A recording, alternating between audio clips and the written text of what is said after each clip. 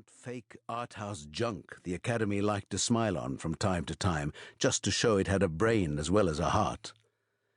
He'd played a low-life hood in a homosexual relationship with a local priest who was knifed to death trying to save him.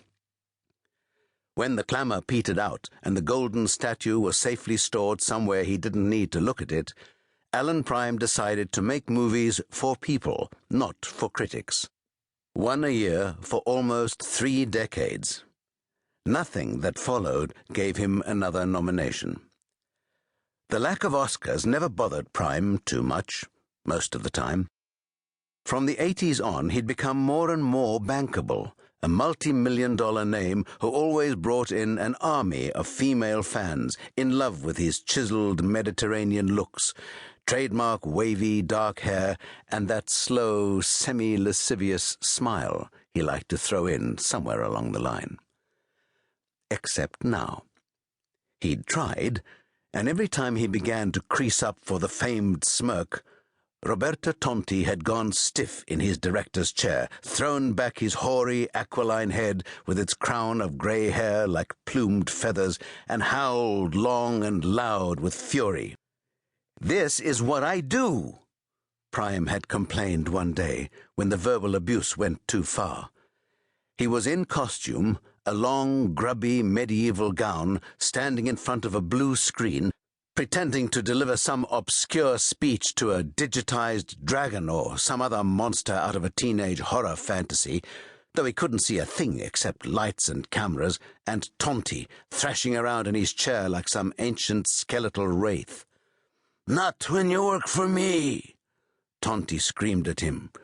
"When you work for me, you—" A stream of impenetrable Italian curses followed. "You are mine, my puppet, my creature. Every day I put my finger up your scrawny, coked-up ass, Alan, and every day I wiggle a little harder till your stupid brain wakes up. Stop acting.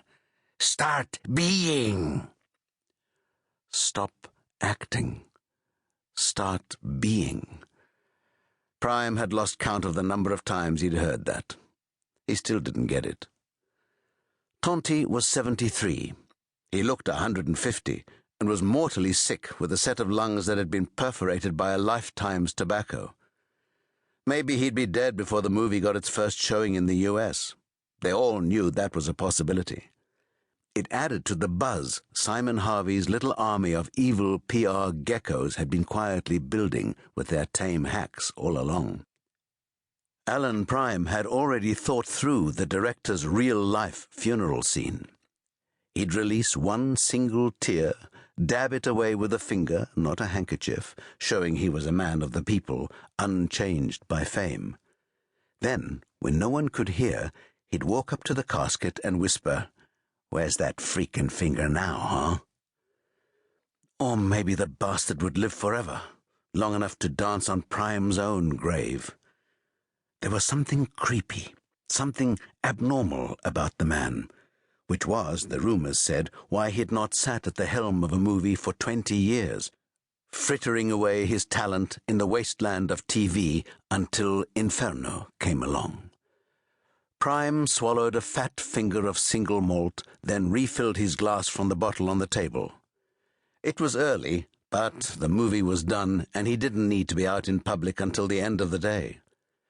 The penthouse apartment, atop one of the finest houses in the Via Giulia, set back from the busy Lungotevere, with astonishing views over the river to St. Peter's, had been Alan Prime's principal home for almost a year. It was empty, save for him and Miss Valdez. "This is for promotion, right?" he asked.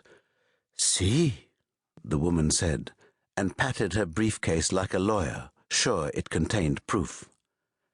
She had to be Italian, surely. And the more he looked at her, the more Prime became convinced she wasn't unattractive either, with her full muscular figure, that always turned him on, and very perfect teeth behind a mouth singularly outlined in carmine lipstick. "Mr. Harvey say we must have a copy of your face, because we cannot, for reasons of taste, mass market a